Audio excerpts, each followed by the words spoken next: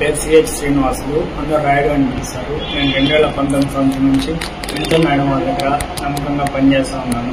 అయితే గత 1.5 సంవత్సరం నుంచి నేను రోజు ఇంటికి వెళ్ళేటప్పుడు తాగుతా అంతా చేస్తూ ఉన్నాను. ఇవి నేను హేమంత్ అనే అతనికి చెప్తా ఉన్నాను, ఇంటికి వెళ్ళినప్పుడు తాగుతా ఉన్నాను అని చెప్పేసి. అయిపోయిన తర్వాత నవంబర్ నెలలో టీడీపీ జనసేన సమన్వయ మీటింగ్ జరిగింది. సమన్వయ మీటింగ్ జరిగినప్పుడు టీడీపీ పార్టీ ఆఫీస్కి వెళ్ళాను. పార్టీ ఆఫీస్కి వెళ్ళిన తర్వాత జనసేన పార్టీలో ఉండే పేట చంద్ర అనే అతను, ఎమ్మెల్యే సుధీరెడ్డి మనిషి సుజిత్ ఇద్దరు మాట్లాడుకుంటా ఉంటే నేను వాళ్ళ దగ్గరికి వెళ్ళాను. వాళ్ళ దగ్గరికి వెళ్ళినప్పుడు చంద్ర వచ్చేసి సుజిత్కి నన్ను పరిచయం చేశాడు. మీ ఎమ్మెల్యేకి మీ సీన్ ఉన్నాడు కదా, ఆ విధంగా మా మేడం వాళ్ళకి మాతో రాయుడు 24 గంటలు పక్కనే ఉంటాడు అని చెప్పేసి నన్ను అప్పుడు పరిచయం చేసి నా నెంబరు సుజిత్కి తీపించాడు. సుజిత్కి తీపించిన తర్వాత దానికి పక్క రోజు నేను రేణుగుంట నుంచి కళాశాలకు వెళ్తా ఉంటే ఆయన బస్టాండ్ దగ్గర, చంద్ర బస్టాండ్ దగ్గర ఉన్నాడు. బస్టాండ్ దగ్గర ఉంటే మనతో ఇంటి వరకు వదులుతూ రాను అని నేను చెప్పాను. చెప్తే సరే వదులుతాను రాయుడు, వదాం రా, నాకు హేమంత్ చెప్పాడు నువ్వు తాగుతామని చెప్పేసి. మేడం వాళ్ళు కూడా లేరు కదా, తాగుదామనేసి నన్ను కళాశ్రీ ఎస్ఎస్ కళ్యాణ మండపం హైవేలో కళాశ్రీ ఎస్ఎస్ కళ్యాణ మండపం దగ్గరికి తీసుకుని వెళ్ళి మందు తాగిపించాడు.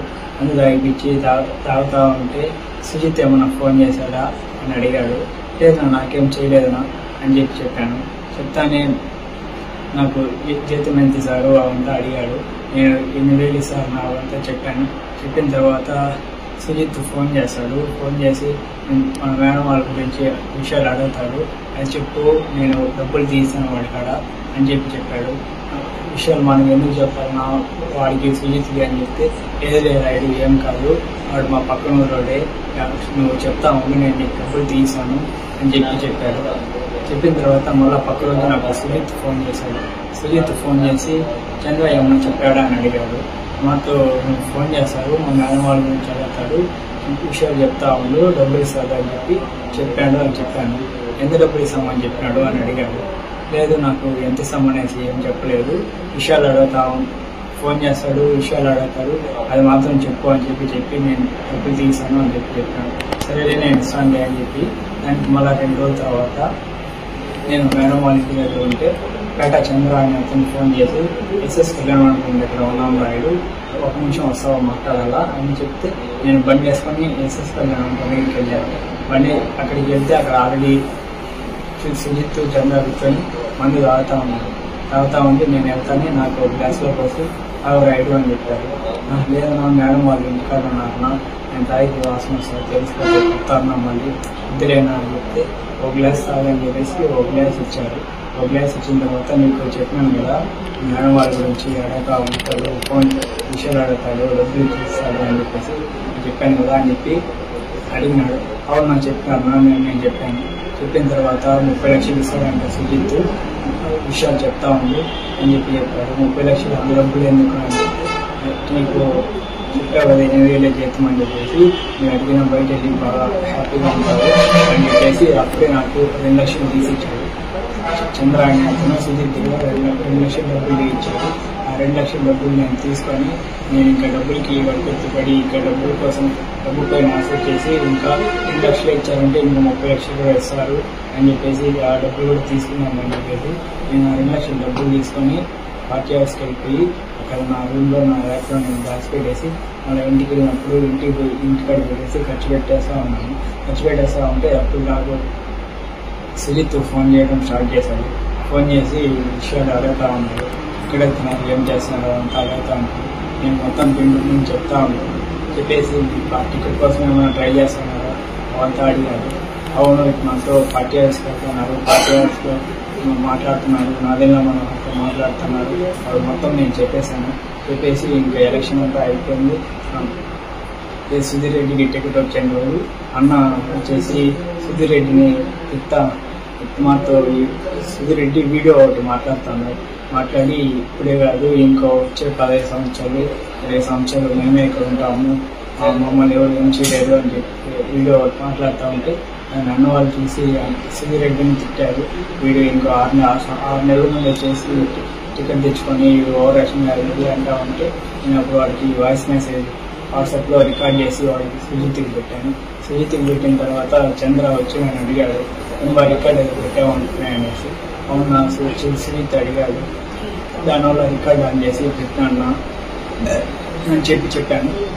చెప్పిన తర్వాత సరేలే అనేసి తర్వాత మళ్ళీ ప్రచారాలు జరిగేటప్పుడు రోజు ఫోన్ చేసి అడగతాను, ఏమేమి మాతో పాటు రావడం లేదు, ప్రచారాలు మీరు సపరేట్గా ఎందుకు చేస్తున్నారు అంతా అడుగుతా ఉన్నారు. లేదు ఆయన సూర్యుడు ఫోన్ చేయడం లేదు అనేసి మేడం వాళ్ళు రావడం లేదు అనేసి నేను చెప్తా ఉన్నాను.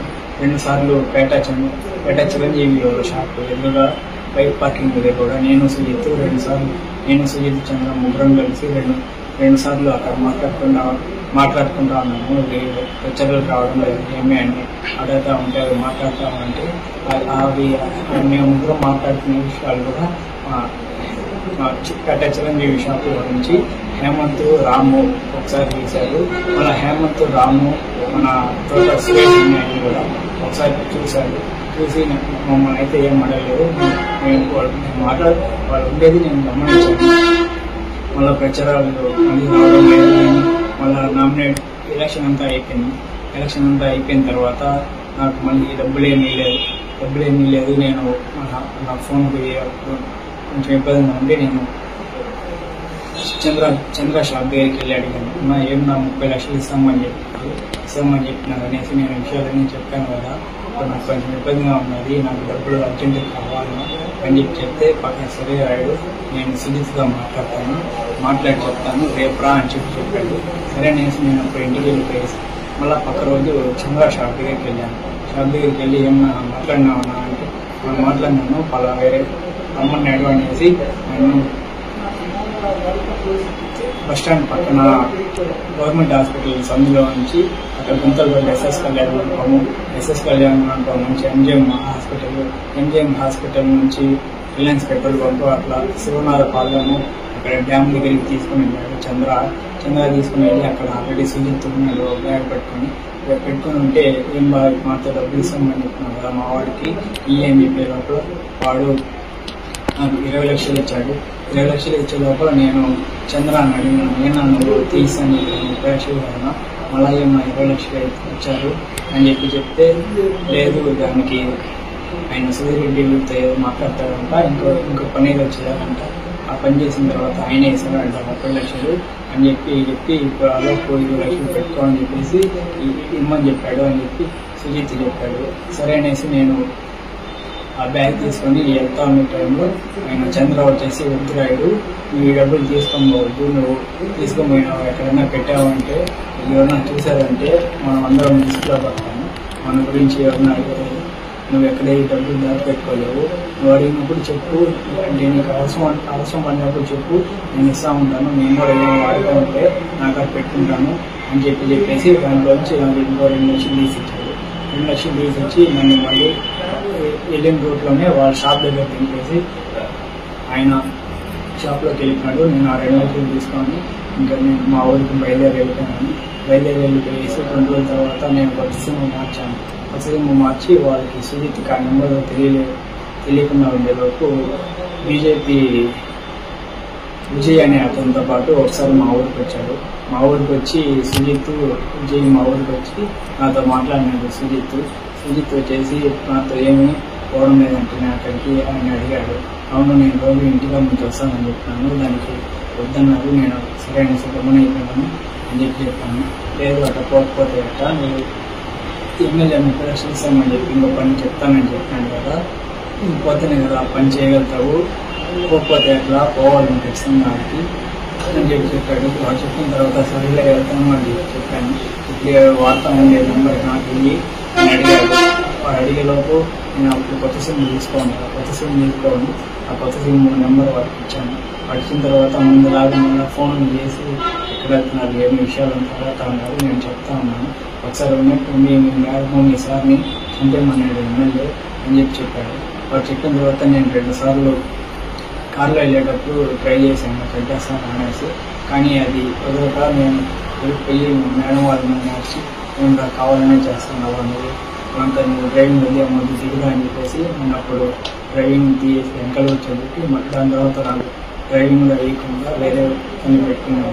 నేను సుజిత్కి చెప్పాను, నాకు చేస్తానండి, అది చేసి నాకు కారు ఇవ్వడం లేదు, డ్రైవర్ని మార్చేసినారు అని చెప్పాను. చెప్పిన తర్వాత తను సరేలే అనేసి గమనైపోయిన తర్వాత ఏప్రిల్ 6వ తారీఖు నాకు నైట్ ఫోన్ చేసి కోకోకోలా ఫ్యాక్టరీ దగ్గర ఒక రూమ్లోకి రమ్మని చెప్పారు. నేను అప్పుడు ఇంటికి ఆఫీస్ దగ్గర ఆలస్యంలో పార్టీ ఆఫీస్ నుంచి మా ఊరు ఆర్చికాడికి వెళ్ళి అక్కడ అతని కోసం వెయిట్ చేస్తా ఉన్నాను. వెయిట్ చేస్తా ఉంటే సుజిత్ వచ్చి తీసుకొని వెళ్ళాడు. అది వచ్చేసి మన కోకోకోలా ఫ్యాక్టరీ ఆపోజిట్లో ఒక ఇల్లు లాగా ఉంటుంది, ఆ ఇంటి గాడికి తీసుకొని వెళ్ళాడు. తీసుకొని వెళ్ళిన తర్వాత చంద్ర కూడా వచ్చాడు. అక్కడికి వచ్చి మామూలుగా మందు తాగుతా ఉన్నాము. నైట్ తాగుతా ఉంటే సుజిత్ చేసి చంద్ర అని అడిగాడు, ఇంకా మీ వాడికి ఇచ్చిన డబ్బులు ఇంకా ఇచ్చేసినావా లేదా అని అడిగాడు. లేదు నాకడే ఉన్నది, అడిగినప్పుడు ఇస్తాను అని చెప్పాడు. మాతో ఎందుకు నువ్వు అన్నదానం చేస్తాను అనేసి సుజిత్ చంద్ర అని అడిగాడు. లేదు ముందు అంటే అప్పుడు వ్యాపారాలు బాగా చేసినాము, ఇప్పుడు కుదరడం లేదు, ఆ డబ్బుల్లో ఇచ్చిన డబ్బుల్లో నుంచి చేస్తా ఉన్నాను అని చెప్పాడు. మీ మేడం వాళ్ళు బర్త్డే వస్తుంది, ఏం ప్లాన్ చేస్తున్నారు అని అడిగాడు. అడిగిన తర్వాత ప్రోగ్రామ్ ఏం లేవు, ప్రోగ్రామ్ ఏం అనుకోవడం లేదు, ఇంకా ఏం ప్లాన్ చేయలేదు అని చెప్పాడు. సరే మీ వాళ్ళని అమ్మచ్చా రికార్డు అమ్మ చేస్తున్నాను మాట్లాడేది అవంతా అడిగినాడు. లేదు అతనితో ఏం చేయలేదు అని చెప్పాడు. చెప్పిన తర్వాత అతను చంద్ర అని అతనికి ఫోన్ వచ్చేలోపు బయటికి వెళ్ళి ఫోన్ మాట్లాడతా అట్లే చెప్పినాడు. అలాగే నాకు మంది ఎక్కువైపోయి నేను పని చేసే టైంలో సుజిత్ వచ్చేసి నాకు ఫోన్ తీసుకున్నాడు. నా ఫోన్ తీసుకొని ఏదో నైట్ మొత్తం చూశాడు. చూసిన తర్వాత మళ్ళీ నేను అప్పుడు పని వేసాను. తెల్లవారుతో వేసి ఫోన్ తీసేటప్పుడు ఛార్జింగ్ అయిపోయి మళ్ళీ అతనే కేబుల్ ఇచ్చాడు. కేబుల్ ఇచ్చి ఛార్జింగ్ పెట్టుకుంటా ఉంది. అర్ధగంట ఛార్జింగ్ పెట్టుకుని నేను తిరుపతికి వెళ్ళాను, హాస్పిటల్ కాడికి. తిరుపతికి వెళ్ళిన తర్వాత మళ్ళీ ఫోన్ చేశాడు సుజిత్. ఫోన్ చేశాక నా ఉండేది అంతా తిరుపతికి వచ్చాను అని చెప్పాను. చెప్పిన తర్వాత సరే అయిపోయిన తర్వాత నైట్ ప్లేస్కి వచ్చేసేయి అని చెప్పాడు. సరే అనేసి నేను అక్కడ అయిపోయిన తర్వాత నాతో పవన్ అనే అతను ఉంటే అతన్ని వాడికి మెట్టుకండే దగ్గర టిప్పను అంతా తీపిచ్చి వాడికి మందు తీసుకోమని చెప్పేసి వాడికి చెప్పి ఆర్చికారు తీసేసి వాడిని పంపించేసి సుజిత్ వచ్చి నన్ను ఆ రూమ్ కాడికి తీసుకొని పోయాను.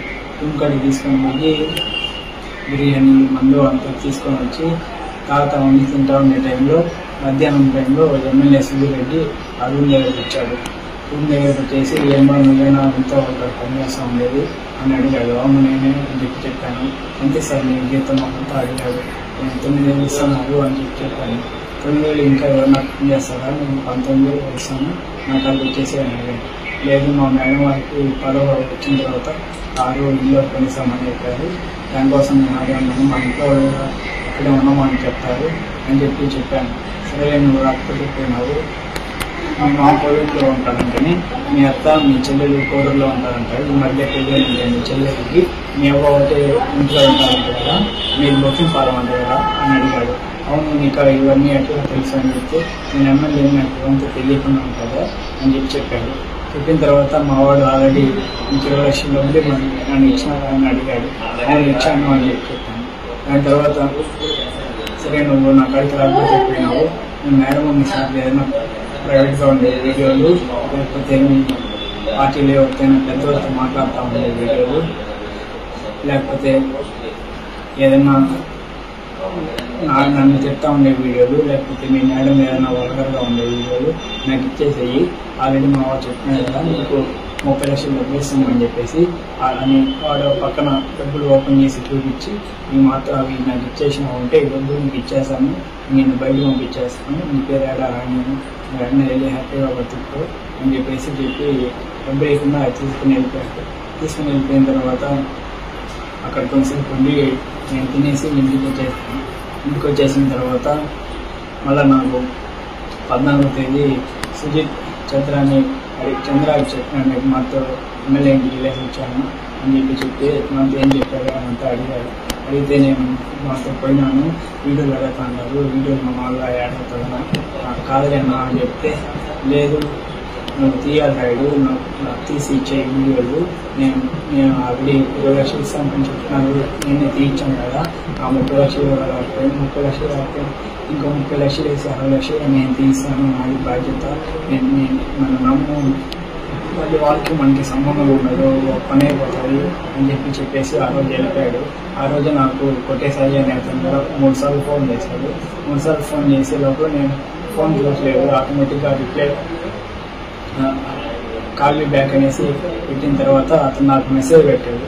ఏమి మాతో సుజిత్ ఎమ్మెల్యే ఇంటికి తీసుకున్నాడంటే మాట్లాడినాడంటే కదా, ఆ వీడియో నువ్వు తీసి చేరాడు అంటే సుజిత్ చంద్ర ఆల్రెడీ ముందే మాట్లాడుకోన్నాడు వీడియోల గురించి. ఆల్రెడీ నేను ముందు విషయాలు చెప్తాను, అంతా ఆల్రెడీ మాట్లాడుకోన్నాడు. నాకు మెసేజ్ పెట్టాడు, మొత్తం ఆ వీడియోలు తీసిచ్చేది మనం మనం కలిసి ఉండాలి, ఇప్పుడు వాళ్ళని ఊళ్ళో నుంచి తరమేయాలి, ఆ వీడియోలు తీసిచ్చేయని వల్ల అవుతుంది అనేసి నాకు మెసేజ్ పెట్టాడు. అన్నాను నాకు మెసేజ్ ఏం పెట్టద్దు, నా ఫోన్ ఎప్పుడు అకౌంట్ తీసుకుంటారో తెలియదు, ఏదైనా ఉంటే చంద్ర చెప్పు, చంద్ర నాకు చెప్తాడు అని చెప్పాను. చెప్పిన తర్వాత సరే అనేసి గమనించాను. దాని తర్వాత 23వ తారీఖు వరకు నేను అప్పటి వరకు నేను వీడియోలు ఏమి తెలియదు.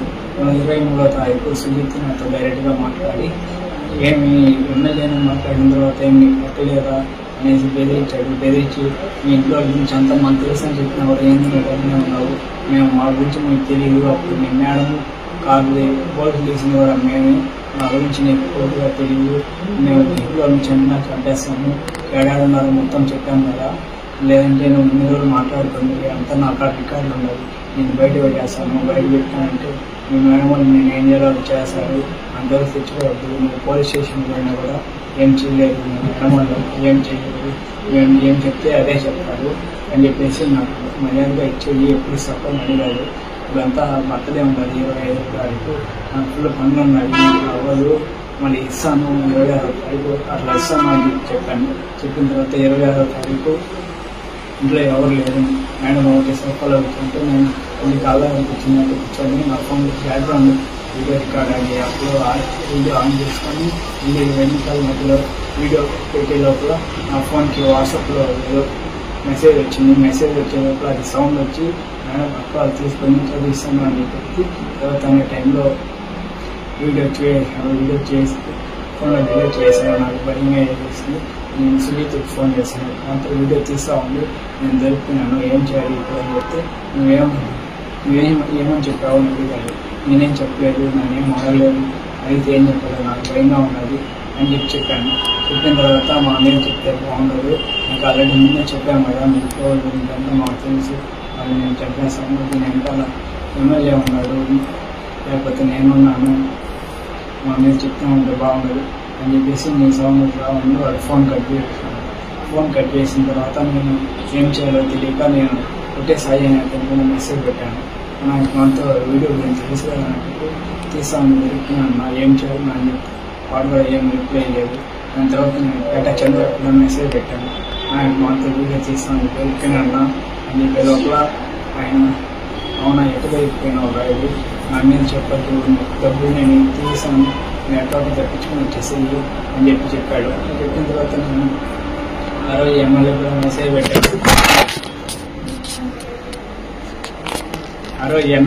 మెసేజ్ పెట్టాను. మాతో వీడియో తీస్తా ఉండి దొరికిపోయినాను సార్ అని చెప్పే లోపల ఎమ్మెల్యే కూడా ఏం పట్టించుకోలేదు, ఏం రెస్పాండ్ అవ్వలేదు. ఇంకా నాకేం చేయాలో తెలియక 2 రోజులు ఆలోచించేసి నేను తెలియకుండా చేసాను అని చెప్దామనేది అది డబుల్ క్లిక్ అయితే ఆన్ అయిపోయింది అని చెప్పాను. దానికి లేదు, ఒప్పుకోలేదు, మేడం వాళ్ళు నమ్మలేకుండా అంటే ఏం చేయాలో తెలియక నేనే తీసినాను అని చెప్పాను. లేదు నువ్వు ఇదంతా చేయవు, ఇన్ని రోజుల నుంచి మాకు అన్నావు కదా, నువ్వేందో మాకు తెలుసు, నువ్వు చేసినావు అంటే మేము నమ్మము అని చెప్పినాడు. ఇక నేను ఏం చేయాలో తెలియక ఇక్కడ నుంచి అట్టైనా పారిపోయేసి ఆ చంద్ర కార్డు ఉండే డబ్బులు తీసుకుని ఎక్కడికైనా వెళ్ళిపోదాం అనేసి 4వ తారీఖు తెల్లవారితో వెళ్ళిపోదామని ట్రై చేశాను. కానీ ఇల్లు మొత్తం బీగాలు వేస్తున్నారు, బీగాలు లేకపోయే అయిపోయినాను. ఆ రోజు మధ్యాహ్నం ఇంకా పైనుంచి దూకేద్దామనేసి నేనే మిగిలిపై నుంచి దూకేశాను. దూకేసి వెళ్ళిపోదాం అనుకున్నాను. కానీ అప్పుడు ఖాళీ అయిపోయేలోపల ఇంకా ఏం చేయాలి అయిపోయాను. రమణ అయిపోయిన తర్వాత ఇంకా మళ్ళీ అడగతా ఉండేలోపు ఇంకెక్కడైతే ట్రైన్ చెప్పేద్దామా అని చెప్పేసి ఇంకా ఎమ్మెల్యే ఉన్నాడు, చంద్ర ఉన్నాడు, సుజిత్ అందరి మీద చెప్పేశాను.